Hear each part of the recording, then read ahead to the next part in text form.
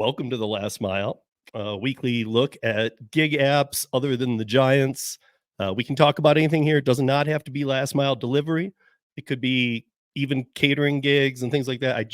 Like I've said in the past, no DoorDash, no Uber, no Lyft, no Grubhub, no Instacart. We're not talking about those here. And especially now. Now you guys are probably even seeing through it a little more. It's important. We don't need to talk about those. Those are going to have enough problems this year. If you look right above me, and this is very important right now, and the timing is too. You guys might not recognize that logo.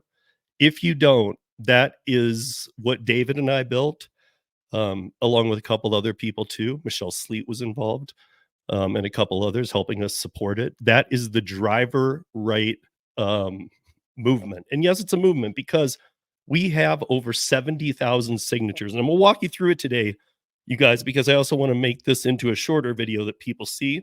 Because a couple people, it's very easy, but ask me how this writes to your congressman for you.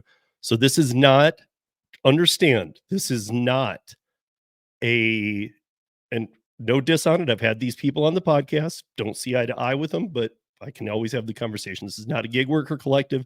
This is not a union push. This is everything opposite that.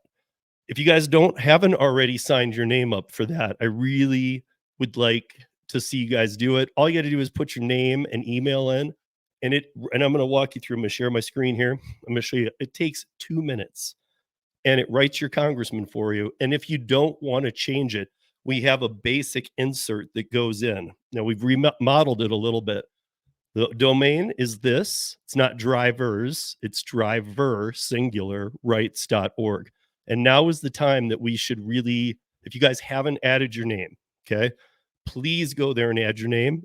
Go there, take a look. We're going to go through them right here too before I walk you guys through the site, about the basic principles that we believe, so you guys can see if you're even interested.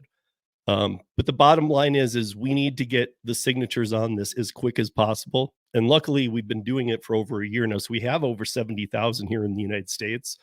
Some states, we have some tremendous numbers, but we want everybody that's willing to that agrees with this stuff and wants to get your name on, because Mike and I are going to be turning in his new Jobs America people who are saying they want to remain independent contractors, and we're going to add the drivers' rights movement, because 70,000 is no little number. That was a big task we took on. I'm very proud of ourselves. So let me bring up, I'm going to show you guys some screenshots real quick, okay? So, and then I'll take us to the website, and in 1 minute, I'll show you how quickly you can sign up. But if you believe this that I'm about to show you, you should be a part of this movement.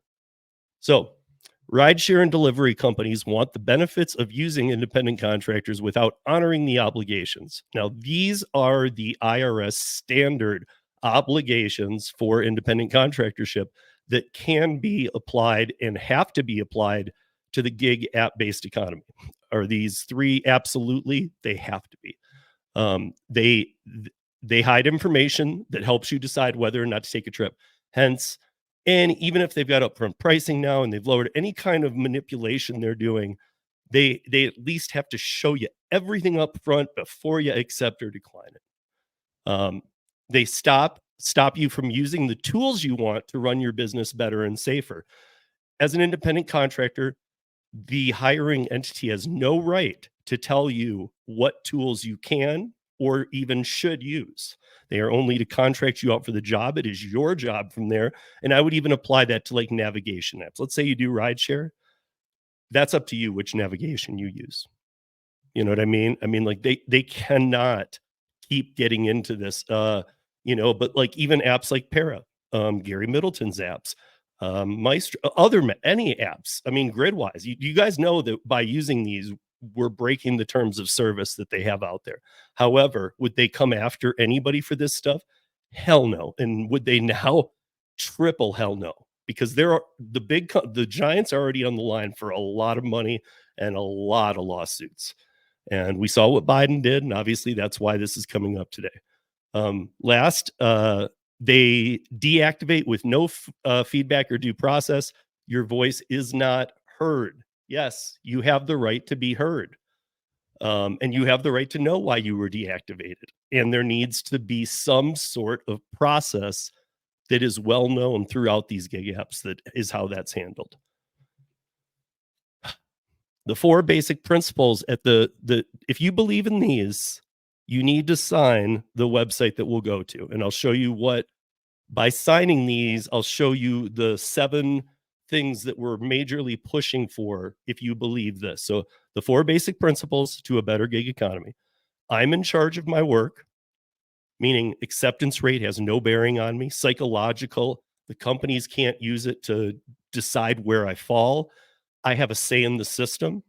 So I should be involved in any legislation involving my space of work, just like anybody else would. My time is valuable, and I own my data. So I own my data is a big thing because right now, there's actually a couple states that I was talking with Mike Harubi today, like I told you, and there's a couple states that we're going to look into because these companies, just by the TOS checkbox, sell your data off every day. You know that. Mike and I are going to look into what right you have to now the fight of paying you, the user, for the data that they sell because you agreed to the TOS. You clicked, yes, I agree. And they sell your data off. And in there, it says they can sell your data off. That makes it a tough claim to say that they owe you actual physical dollar money. But why couldn't it be a trade for portable benefits? And if you guys are like, well, that's not I want money.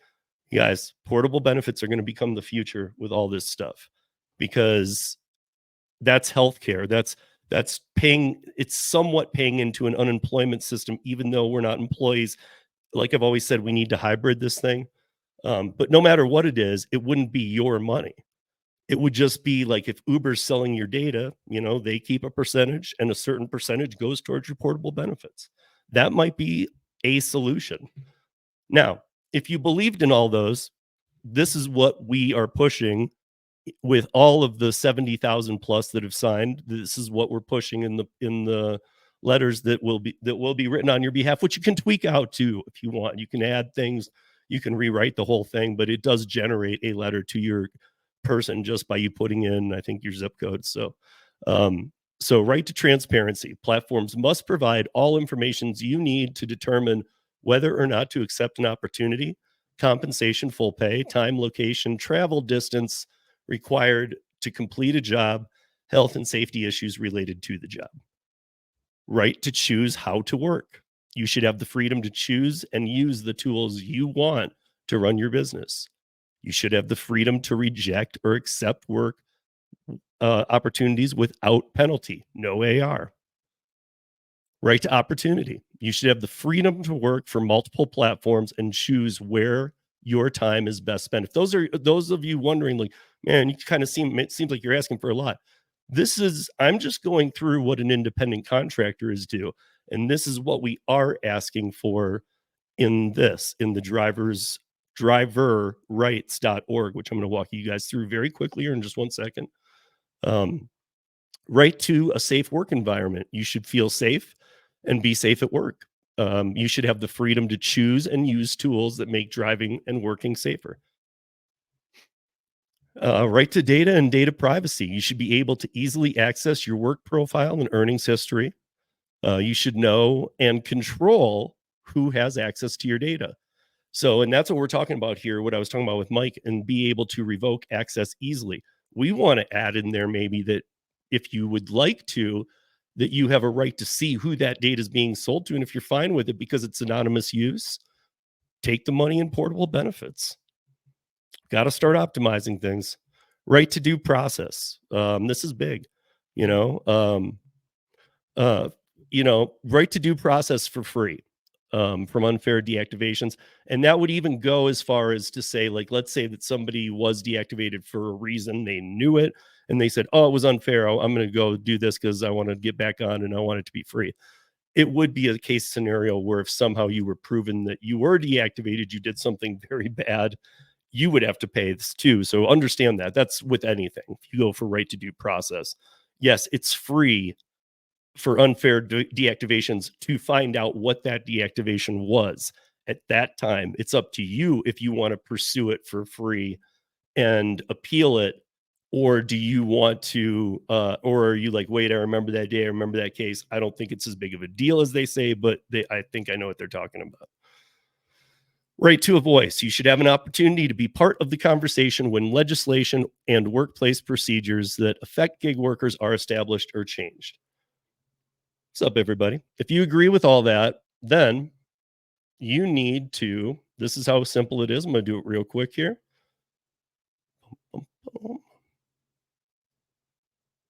Okay. Then you go here. This is the driver rights .org. Remember, driver, not drivers, driver rights.org.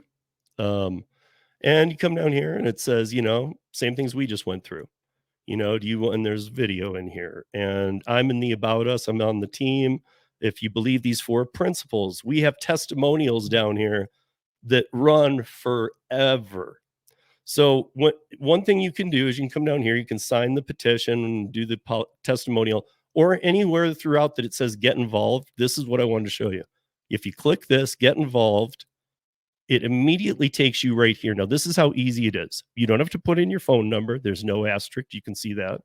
Name, email, and zip code. That is neat. The zip code is needed so they can determine who is your representative. So name, that's just first and last. Email, you can use a secondary email account. Doesn't matter, obviously, but just make sure you use one that's active. Don't like go a@xyz.com. That just won't do any good. They need to be able to be verified because these will be turned into the states to appeal legislation and fight. Like in Colorado, we have almost like 5,000. For California people, we have about 13,000 or 12,000 out of the 70. That's the biggest state. So imagine that we have 12,000 people who have signed up that we're able to present as one. It's not one person walking in and saying, hey, like I want to talk to my representative because you guys are hearing from too many people who want to be W-2 people.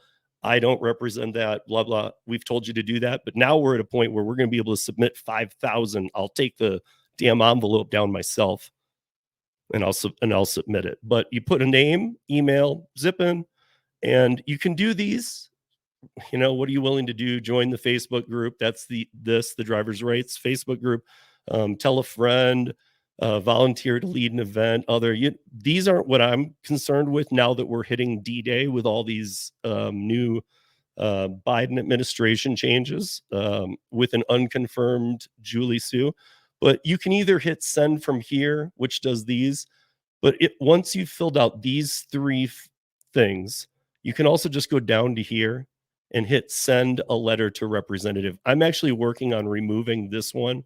So just scroll to the bottom after you fill in your name, this, click this. It'll take you to a page that says it'll bring, because it asks your zip code here. So it'll bring up your zip code and it'll say your congressman is this. Anybody who matters, it will have 1 to 3 different names, and it will email them directly just by going down here, clicking this after you put in the information, and then simply, it'll say in that zip code, there are 3 people that should be emailed or whatever, or at least email your governor, your representative, so, I mean, there might be more people that are representatives that need to be emailed so that all of them get sent out on the next page for free. Everything's done. Yeah. And then, the names that we're using are anonymous. The emails are only to be verified if they were to do that. They never do. But this has gone beyond just a change.org movement. You'll see on the next page, it is a real server that takes these, and it's a big deal. And it's a big deal that everybody gets